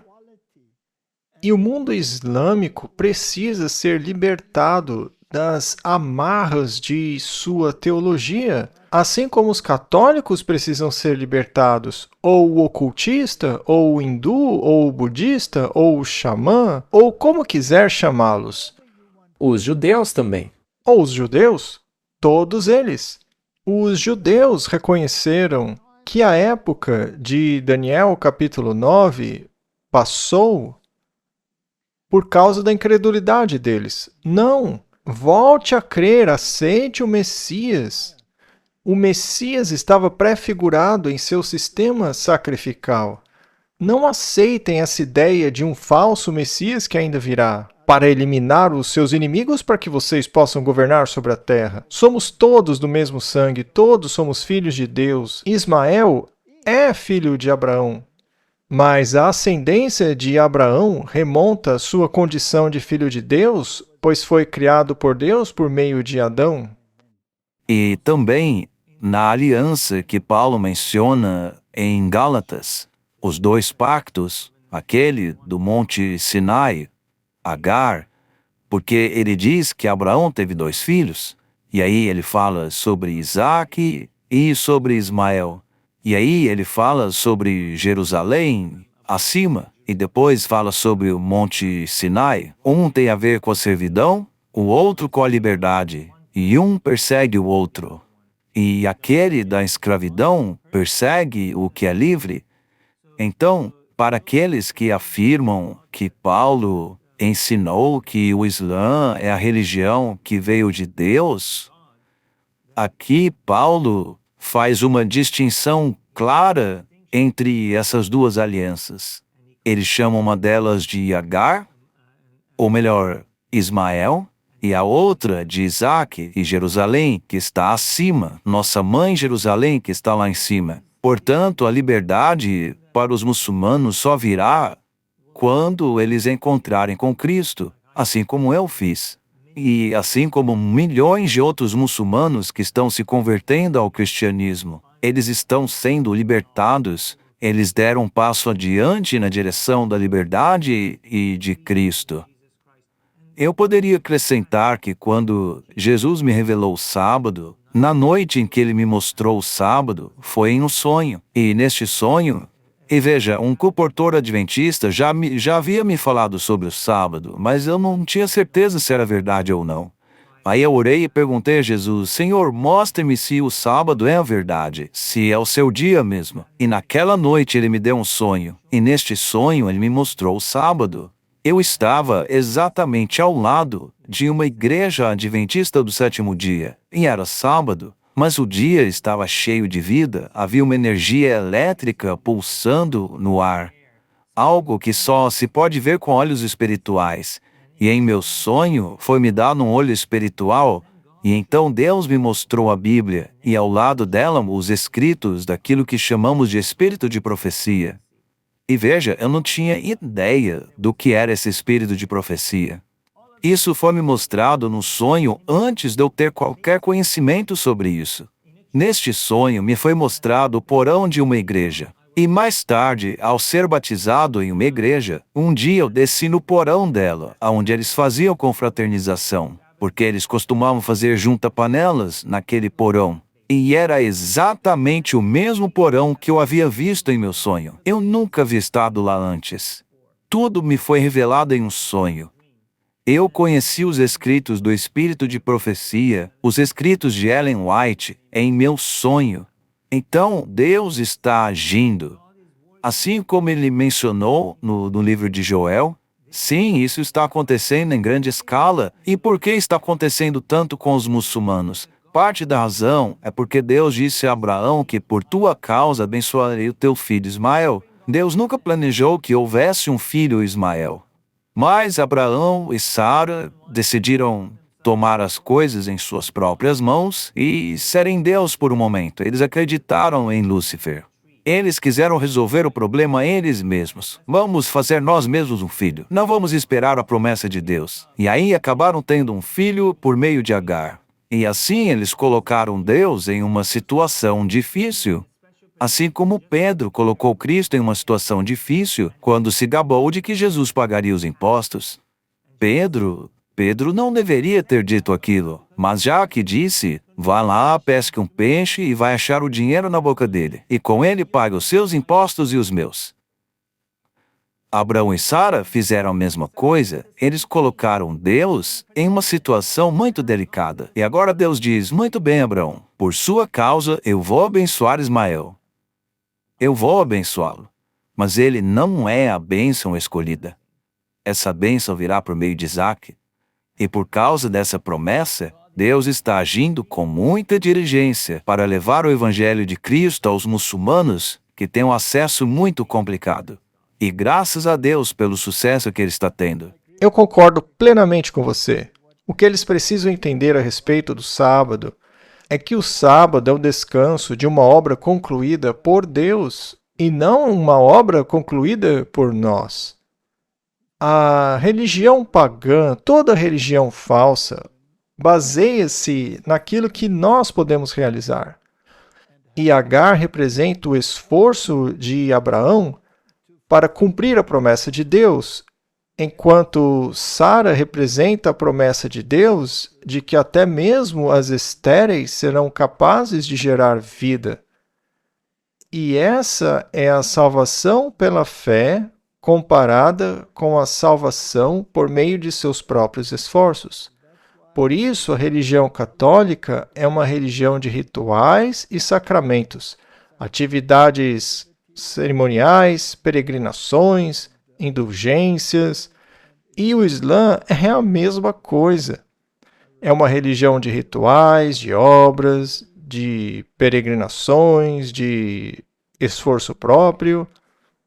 E Deus deseja tirar as pessoas desse tipo de religião. Para eles, o sacrifício supremo é dar a própria vida pela causa de Alá. Aí o sujeito vai direto para o céu. É assim que funcionam essas religiões. Mas essa religião não é da Bíblia. Não é a mesma divindade da Bíblia. Qualquer pessoa que ensine isso está sinceramente enganada ou está enganando. Bom, antes de encerrarmos, Shabazz, pode dizer aos espectadores como podem conhecer seu ministério? Sim. Nosso ministério é o Advent Lighthouse Ministries.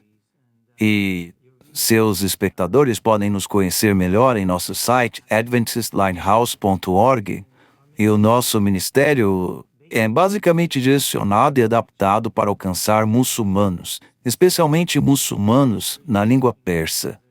Existem cerca de 130 milhões de iranianos que falam persa no mundo. E não é só isso. Existe mais coisa, mas este é o nosso objetivo específico. E Deus levantou esse ministério e agora estamos alcançando pessoas de uma maneira sem precedentes. Apoiamos 20 obreiros bíblicos que vivem no terreno desta região, deste país, e eles estão fundando igrejas. Este ano vamos trazer provavelmente cerca de mais 25 obreiros bíblicos que se juntarão ao número atual.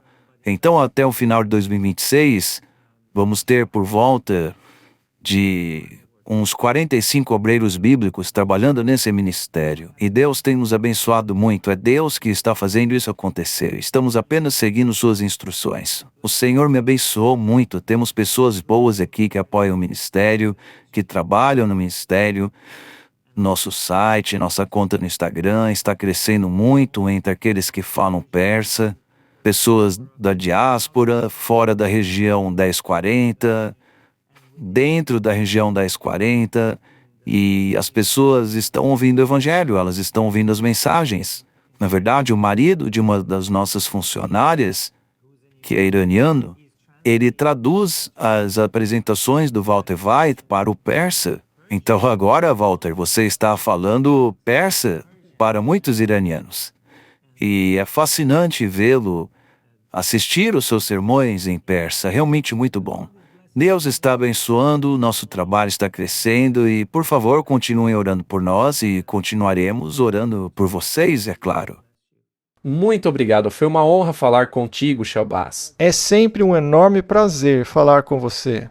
Sei que este programa vai ser polêmico para muitos, mas eu acho que é um desejo sincero nosso alcançar pessoas que têm sido mantidas em escuridão sobre essas questões. E todos têm o direito de ouvir o Evangelho e de escolher por ele.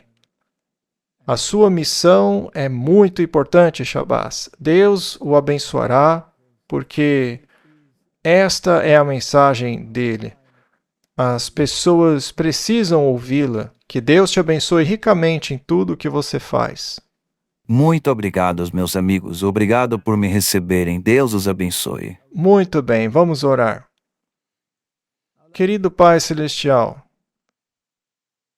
olhamos para o outro filho e para a turbulência da história e do sangue que foi derramado ao longo dos tempos. Basicamente, o que temos é uma guerra contra o Filho de Deus. E, Senhor, eu oro para que até mesmo esta apresentação seja de alguma forma instrumental para alcançar as pessoas, para que elas possam fazer uma decisão importante nesse tempo em que vivemos. Oro para que abençoe o ministério do Shabazz e que abençoes os esforços e empreendimentos dele para levar as mensagens dos 3 anjos ao mundo. Obrigado, Senhor, por podermos ter essa conversa. Que a tua obra e teu propósito sejam realizados por meio deles. Nós oramos em nome de Jesus. Amém. Todos os anos, algo extraordinário acontece. Um movimento de fé, um encontro de corações, um tempo de renovação, de reconexão e de comunhão com Deus.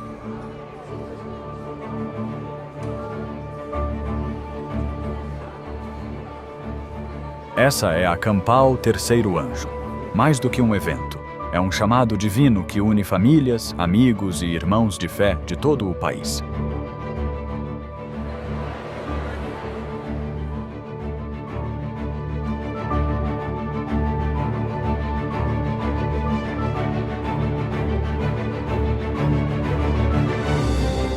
Mensagens inspiradoras, adoração poderosa e encontros que transformam vidas. Cada instante é pensado para reacender a fé e fortalecer sua caminhada com Cristo.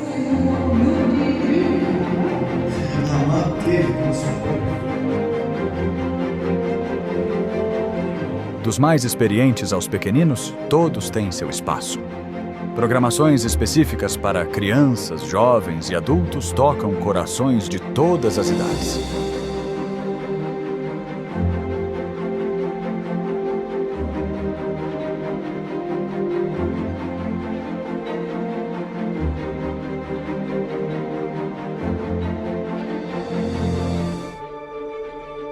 Conexão, comunhão, compromisso.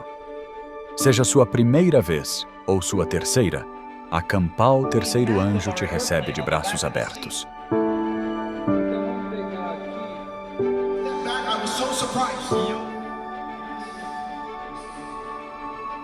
Isso não é só um congresso, é uma família, um vislumbre do céu.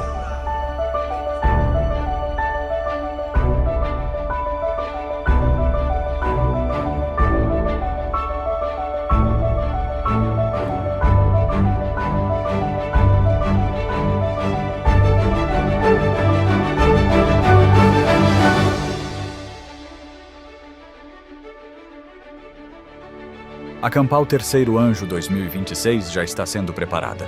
E o convite é para você. Não perca o que Deus tem reservado.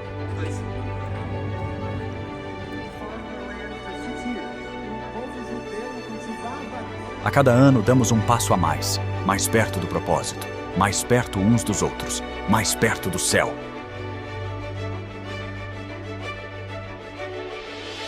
O tema deste ano é Mais Perto deste Lar.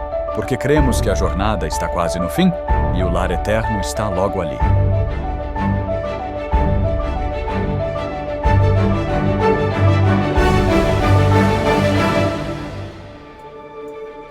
Campal Terceiro Anjo 2026, mais perto deste lar.